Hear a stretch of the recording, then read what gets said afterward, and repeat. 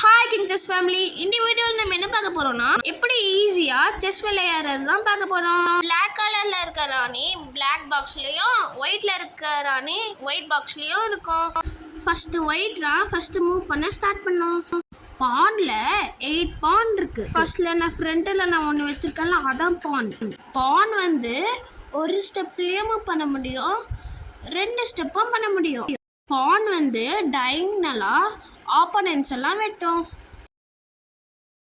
பான் வந்து லாஸ்ட்டு போய் ரீச் ஆயிடுச்சுன்னா அதால் எக்ஸ்சேஞ்ச் பண்ணிக்க முடியும். ராணி ஆக முடியும், ரூக் ஆக முடியும், குதிரை ஆக முடியும், பிஷப் ஆக முடியும்.